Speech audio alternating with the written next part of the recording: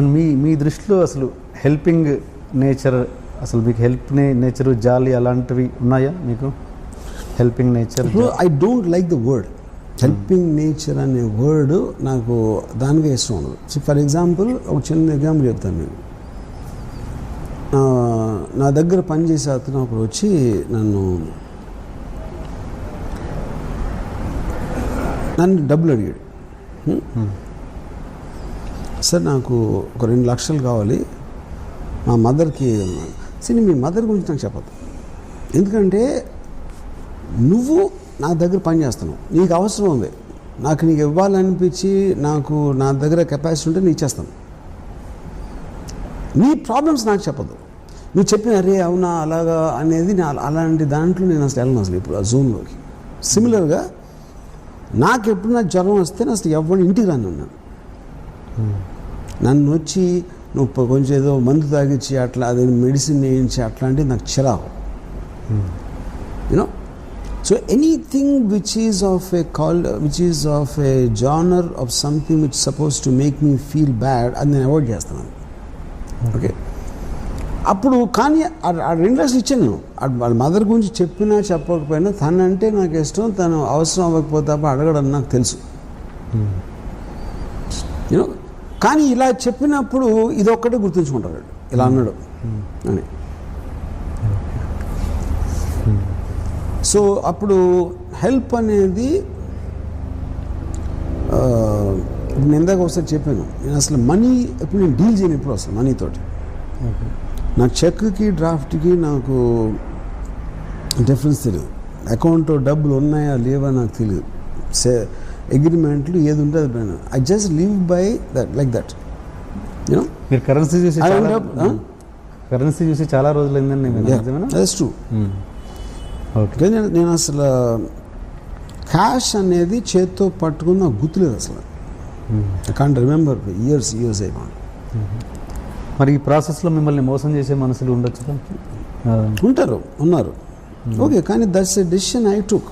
ఎందుకంటే దాన్ని ఇప్పుడు ప్రతి బ్రహ్మదేవుడు లేకపోతే నేచరు లేకపోతే వాట్ ఎవర్ కన్స్ట్రక్ట్స్ యూ, మీకు లిమిటేషన్స్ ఉంటుంది. మీరు ఎగరలేరు, కేవలం నడవగలుగుతారు.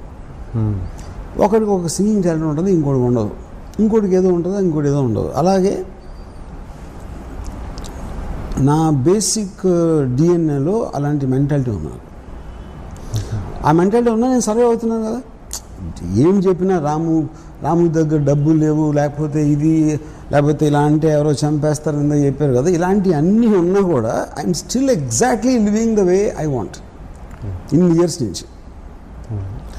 ఎప్పుడైనా మీరు ఎంతవరకు ఎన్నని ఉంటారు కానీ రాము ఇది చేయాలనుకుంటున్నాడు చేయలేకపోతున్నాడు అని ఎప్పుడన్నా విన్నారా? That's as simple as that now. One particular day, I want to take break from Bollywood. కొన్ని రోజులు ఏదో వేరే చేద్దాం వచ్చాను హైదరాబాద్ వస్తే అందరూ అన్నారు బాంబేలో అయిపోయింది, ఇంకా అసలు పట్టించుకోవట్లేదు, అందుకని ఇక్కడికి వచ్చేసాడు అన్నారు. ఓవర్ నైట్ డిసైడ్ చేసి మళ్ళీ ఇక్కడికి వచ్చాను. And I put a bigger office than before. Okay, ఇప్పుడు వీళ్ళందరూ కూడా స్పెక్యులేట్ చేయగలుగుతారు కానీ వాళ్ళ గురించి ఎందుకు ఆలోచించను?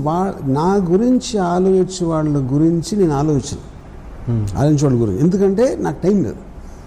వాళ్ళకి టైం ఉంది కాబట్టి నా గురించి ఆలోచిస్తారు. అప్పుడు నా గురించి ఆలోచించే టైంలో వాళ్ళ గురించి ఆలోచించుకుంటే కొంచెం పైకి రావడానికి ఛాన్స్ ఉంది అనేది నా ఫీలింగ్. మీ బ్యాంక్ బ్యాలెన్స్ ఆస్తి ఎంత ఉండొచ్చు చెప్తే దొంగలు ట్యాక్స్ వాళ్ళు ఎత్తుకుపోతారు కాబట్టి చెప్పను. సో మొత్తాన్ని మీకు ఆస్తి బాగానే ఉంది, ఉందని ఒప్పుకున్నారా?